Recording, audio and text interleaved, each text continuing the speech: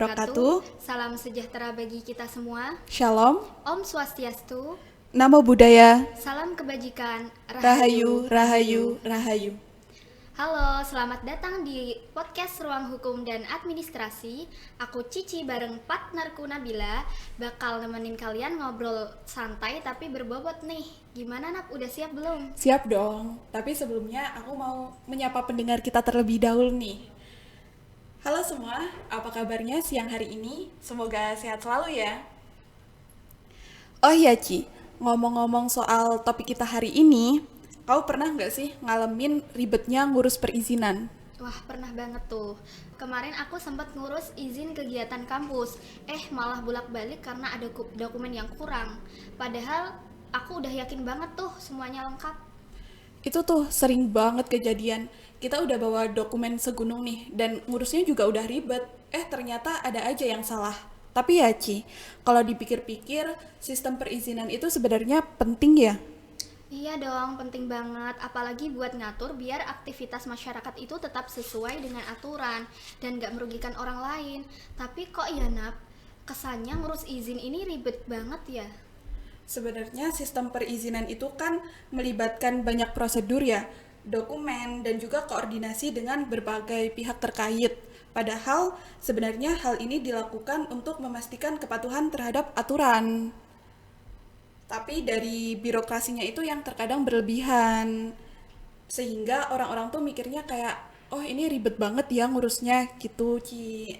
Belum lagi akhir-akhir ini kan banyak banget nih kasus pungutan liar atau pungli, dan itu makin buat orang males buat ngurus perizinan. Oh, makanya kok banyak yang ambil jalan pintas ya. Padahal perizinan itu kan punya tujuan yang besar ya, Nat. Kayak misalnya menjaga lingkungan, kemudian memastikan keselamatan, atau menjaga tata ruang. Iya, contohnya kayak IMB, izin mendirikan bangunan. Itu kan tujuannya biar bangunan sesuai tata ruang dan aman buat penghuninya. Tapi prosesnya ini nih yang kadang bikin banyak orang frustasi. Nah, itu tuh, Nat. Menurut kamu, ngomong-ngomong ya, apa sih yang bikin orang itu sering males buat ngurus izin? Sebenarnya kalau faktor itu banyak banget ya, Ci. Proses yang rumit, waktu yang lama, biaya yang tidak transparan, serta kurangnya sosialisasi dari pihak-pihak terkait. Orang tuh kan sering nggak tahu ya prosedur lengkapnya bagaimana. Atau bahkan hak-hak mereka aja mereka kadang masih buram gitu, masih bingung. Akhirnya mereka cari jalan pintas atau jalan belakang. Oh iya, bener banget tuh, Nat. Ditambah lagi sekarang kan menurut aku pelayanan publik itu kurang ramah, makin memperburuk situasi. Kalau petugasnya yang nggak helpful, itu orang pasti makin males kan ngurus izin. Makanya sekarang itu ada inovasi kayak online single submission atau OSS. Ini bikin proses perizinan lebih simpel dan efisien. Tapi ya tantangannya masih banyak juga. Iya bener banget tuh, Nat. Salah satunya infrastruktur di beberapa daerah di Indonesia ini kan belum memadai ya, Nat. Apalagi nggak semua orang itu paham tentang teknologi. Setuju. Jadi selain teknologi, edukasi masyarakat juga penting. Kalau enggak, sistem secanggih apapun nggak akan maksimal penggunaannya. Oh iya, Nat. Aku sempet baca ada kasus izin tambang ilegal. Itu ada pihak yang bayar bawah tangan biar prosesnya cepet. Nah, akhirnya dampaknya itu parah banget ke lingkungan, Nat. Itu menurut kamu gimana? Itu sebenarnya masalah yang klasik banget ya, Ci. Kalau sistem perizinan dilanggar, dampaknya nggak cuma ke ekonomi ataupun sosial, tapi berdampak juga ke lingkungan. Bahkan dampak yang paling besar itu ya berdampak ke lingkungan, Ci. Oh, kalau gitu gimana sih, Nat, cara pemerintah ini biar bisa mencegah kasus yang kayak gitu? Pemerintah ya, Ci. Yang pertama itu bisa meningkatkan pengawasan. Terus, proses perizinan yang transparan lewat digitalisasi juga bisa jadi solusi, Ci. Ini bisa mengurangi interaksi langsung yang dimana eh, rawan terjadinya pungli. Tapi di sini masyarakat kan punya peran yang besar juga ya, Nat. Mereka harus ikut aktif melapor kalau misalnya ada penyimpangan yang mereka ketahui. Begitu? Benar banget, masyarakat harus aktif melapor ya, Ci. Apalagi sekarang kan udah banyak layanan pengaduan online ya, jadi mereka nggak perlu ribet-ribet ke instansi terkait. Tinggal gimana masyarakat ini mau memanfaatkan teknologi dan sistem tersebut atau enggak. Nah, betul tuh, kalau sistem perizinan ini makin efisien kan dampaknya bakal baik juga ke masyarakat. Ya jelas dong Ci, usaha kecil jadi nggak ragu buat urus izin, ekonomi berkembang, dan kepercayaan masyarakat ke pemerintah pun meningkat. Tapi Nat, menurut kamu tantangan terbesar dari sistem pemerintahan yang sekarang ini apa sih? Kalau tantangan terbesar itu adanya tumpang tindih regulasi ya Ci. Jadi kadang aturan pusat dan daerah itu enggak sinkron, malah bikin bingung masyarakat maupun petugasnya sendiri. Iya betul tuh, kalau aturannya nggak harmonis kan otomatis proses ini malah jadi makin lama dan bikin orang tuh tambah males ngurus izin. Makanya penting banget buat pemerintah pusat dan daerah kerjasama dengan syarat aturannya pun harus jelas dan seragam. Setuju banget tuh Nat, kalau sistemnya udah rapi, masyarakat juga kan bakal lebih percaya dan semangat ya buat ngurus izin. Oh iya Nat, aku juga pernah baca nih tentang kasus pembangunan yang kena masalah karena nggak adanya izin. Bangunannya udah jadi, terus dibongkar gara-gara nggak sesuai aturan. Gimana tuh Nat menurut kamu?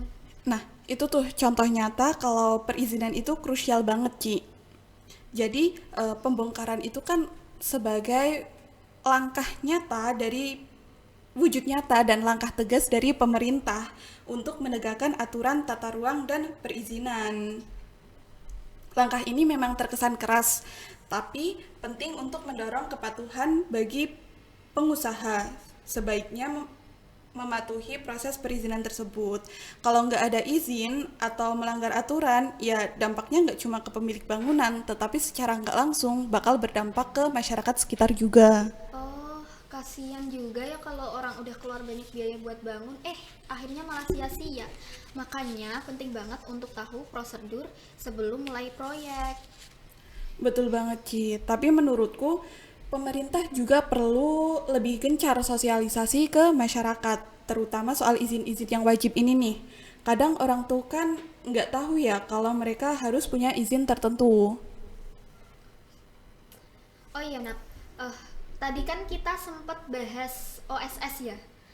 Kemarin aku sempet lihat ada data kalau sejak OSS ini jumlah izin yang diproses itu makin meningkat drastis. Tapi ternyata di beberapa daerah itu malah masih ada kendala teknis nih. Gimana menurut kamu Nat? Iya, misalnya jaringan internet yang nggak stabil di daerah terpencil itu masih kerap sekali terjadi. Ya, seperti yang kita ketahui ya, Ci, kalau infrastruktur di negara kita itu kan masih belum merata ya. Jadi permasalahan seperti ini itu masih kerap terjadi di daerah-daerah terpencil. Terus ada juga nih petugas yang belum paham sama sistemnya. Jadi malah bingung. Masyarakatnya juga belum paham, ditambah lagi petugasnya bingung. Jadi kita sama-sama bingung nih. Oh, kalau itu sih PR besar buat pemerintah ya, Nak. Eh, kalau selain teknologi, penting juga ya untuk pelatihan petugas supaya mereka itu bisa bantu masyarakat itu lebih maksimal. Bener banget, pelatihan petugas itu penting supaya pelayanan mereka tuh maksimal. Nah, oh iya, ada satu topik menarik lagi nih, Ci. Apa tuh, Perizinan Nak? itu kan nggak cuma soal bisnis atau bangunan aja kan. Perizinan itu juga bisa mencakup hal-hal kayak izin lingkungan atau bahkan izin kegiatan sosial. Oh iya, contohnya itu kan izin demo atau kegiatan publik itu kan. Kalau nggak ada izin, otomatis kegiatan itu bisa dianggap ilegal dan malah mengganggu ketertiban masyarakat. Bener. Aku juga pernah baca kasus nih, di mana izin kegiatan sosial kayak konser amal itu nggak dikeluarin izinnya karena tidak sesuai dengan prosedur. Akhirnya panitia rugi besar dong karena acara tidak terlaksana. Nah, makanya nih penting banget ya buat tahu langkah-langkahnya. Banyak kok sumber informasi resmi dari pemerintah, tinggal masyarakatnya aja yang harus rajin cari tahu. Nah, makanya penting banget nih buat tahu langkah-langkahnya. Banyak kok sumber informasi resmi dari pemerintah. tinggal masyarakatnya aja yang ini harus inisiatif cari tahu ya. Gimana nih Nap kalau kita kasih contoh nyata? Misalnya aku mau buka usaha kecil-kecilan, ya usaha kafe-kafe gitulah. Terus langkah apa saja sih yang harus aku lakuin? Oh, usaha kafe ya, Ci? Oke, yang pertama-tama nih, kamu perlu cek lokasi dulu. Lokasi itu penting karena harus sesuai dengan zonasi. Terus, bikin dokumen pendukung kayak NPWP dan rencana usaha. Kamu juga perlu ngurus perizinan terkait bangunan, izin operasional juga, izin operasional kafe juga, dan izin khusus lainnya supaya usaha kamu nih nanti berjalan lancar. Kalau misal sekiranya dirasa terlalu rumit, kamu bisa berkonsultasi dengan konsultan perizinan. Kalau udah itu aku harus daftarnya kemana Nap? Kalau sekarang kan semuanya bisa lewat OSS ya. Kamu tinggal daftar online, unggah dokumen, dan tunggu prosesnya. Kalau dokumen yang kamu sertakan itu udah lengkap, izin bisa keluar lebih cepat. Oh, ternyata lumayan simpel juga ya kalau lewat OSS. Tapi nih, aku masih sedikit bingung soal zonasi tadi. Maksud zonasi itu apa sih, Nap? Jadi, zonasi itu kan aturan tentang penggunaan lahan di suatu wilayah. Misalnya, area tertentu cuma boleh untuk atau dibuat perumahan, nggak boleh untuk usaha. Kalau kamu nekat buka kafe di lokasi yang zonasinya salah, itu izinnya nggak bakal keluar, Ci. Dan kalau kamu tetap memaksa mendirikan bangunan di zonasi tersebut, itu konsekuensinya bangunan akan dirobohkan yang nantinya dapat menyebabkan kerugian finansial bagi kamu sendiri dong. Belum lagi nanti masalah-masalah hukum yang lain. Oh, pantesan. Jadi penting banget ya, Nap, buat cek zonasi dulu itu. Jadi sebelum ngurus izin ini aku harus pastiin lokasinya dulu sesuai donasi atau enggak, biar aku nggak rugi di awal gitu ya, Nap. Iya, betul banget, Ci, seperti itu. Dan dilihat-lihat nih, banyak orang yang langsung beli tanah atau sewa tempat tanpa cek zonasi. Akhirnya malah nggak bisa usaha di situ. Rugi dong. Nah, ini nih yang harus banget diingetin ke pendengar kita. Jadi jangan buru-buru, tapi pastiin semua itu sesuai dengan aturan. Bener banget, harus dipastiin. Ngobrol-ngobrol soal perizinan nih, bikin aku makin semangat buat bahas di tugas kuliahku nanti. Bener banget tuh, Nap. Semoga obrolan kita kali ini bisa jadi inspirasi buat teman-teman pendengar ya. Ya, semoga bisa menjadi inspirasi untuk teman-teman pendengar. Dan juga kalau kalian punya pengalaman atau pendapat soal ribetnya ngurus perizinan ini, boleh banget share ke kita lewat media sosial. Nah, betul tuh, Nap. Terima kasih udah dengerin podcast Ruang Hukum dan Administrasi. Sampai bertemu di podcast berikutnya. Wassalamualaikum warahmatullahi wabarakatuh.